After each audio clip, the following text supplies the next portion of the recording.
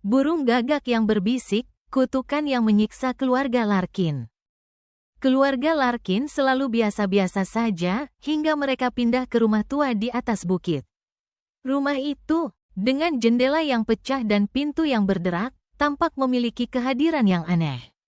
Namun, keluarga itu, yang mencari kedamaian dan awal yang baru, mengabaikannya sebagai tahayul belaka.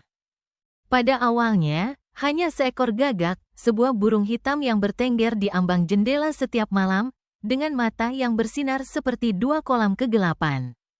Mereka mendengar bisikan lembut di malam hari, suara-suara yang sepertinya datang dari burung itu sendiri. Itu hanya angin, kata Sarah kepada adiknya, Ben. Mencoba menenangkannya saat dia menyebutkan mendengar hal-hal aneh di kegelapan. Namun, bisikan itu semakin keras dan lebih jelas, selalu dalam bahasa yang tidak mereka mengerti. Seperti bisikan kuno, sebuah irama yang menggigit ujung pikiran mereka, namun tetap berada di luar jangkauan. Kemudian, Tante Edith menghilang. Dia adalah wanita yang aneh di keluarga itu. Eksentrik dengan cara-cara yang tidak biasa, sering mengurung diri di kamarnya dengan buku-buku dan barang-barang aneh. Tak ada yang menganggapnya serius saat dia berhenti bergabung dengan keluarga untuk makan. Dia memang sering tidak dapat diprediksi. Namun, ketika dia tidak muncul selama beberapa hari, rasa khawatir mulai menyusup. Tidak sampai Sarah menemukan barang-barang pribadi miliknya tersebar di sekitar rumah, pintu kamarnya terbuka, barulah kenyataan mulai menyadarkan mereka. Edith hilang. Tak ada tanda-tanda perlawanan. Tak ada tanda apapun. Seiring berjalannya waktu, hal-hal aneh terus terjadi. Setiap malam, gagak itu kembali, bertengger di ambang jendela yang sama. Bisikan-bisikannya semakin keras dan lebih mendesak. Sarah dan Ben bisa merasakan sesuatu yang mengintai di dalam bayang-bayang, sesuatu yang sepertinya mengandalkan ketakutan mereka. Ben mulai bertindak aneh. Dia sering terbangun di tengah malam, berbicara sendiri, menatap dalam kegelapan dengan mata yang liar. Sarah, yang khawatir, selalu berusaha menjaganya. Mencoba melindunginya dari kekuatan apapun yang mulai menguasai rumah mereka. Korban berikutnya adalah ayah mereka, Daniel.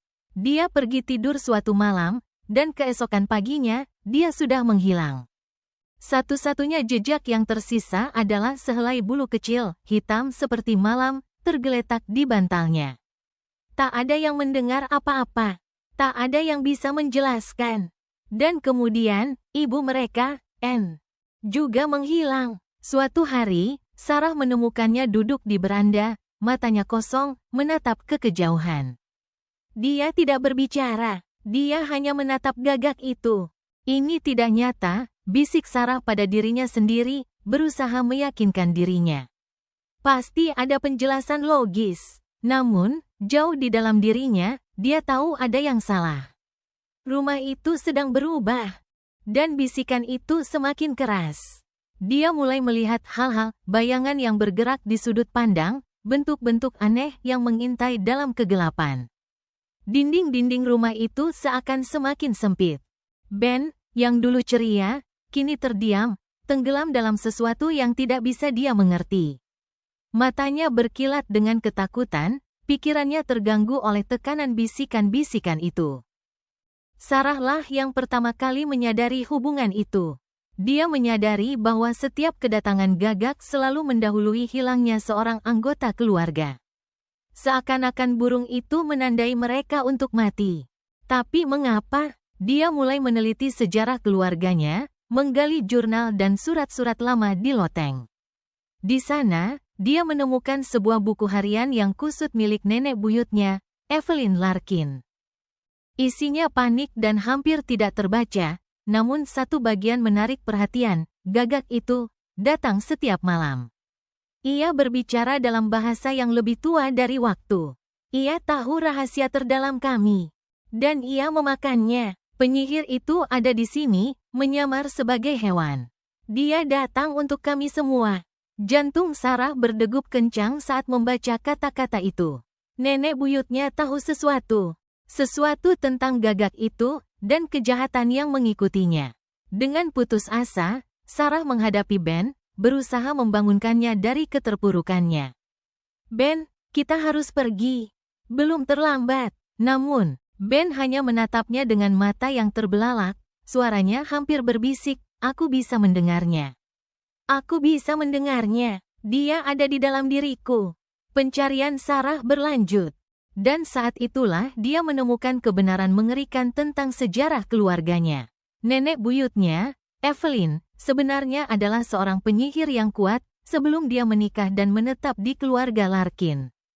Dia telah dikutuk oleh kekuatan yang lebih gelap, yang akhirnya masuk ke dalam garis keturunan mereka.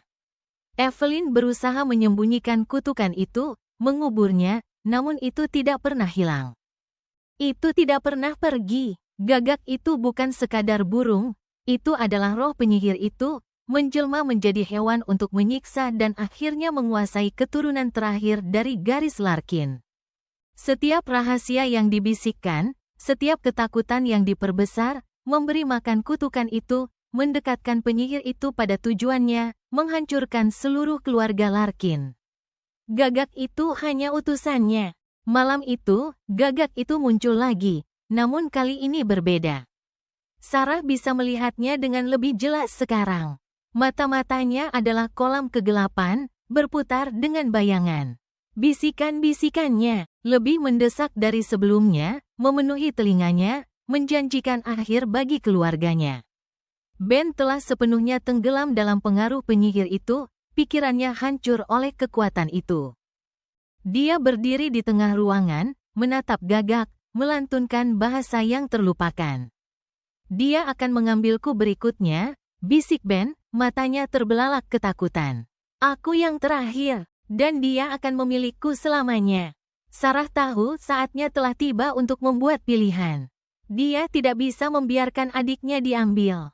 Namun, dia juga tidak bisa membiarkan kutukan itu menguasai keluarganya lebih lama lagi.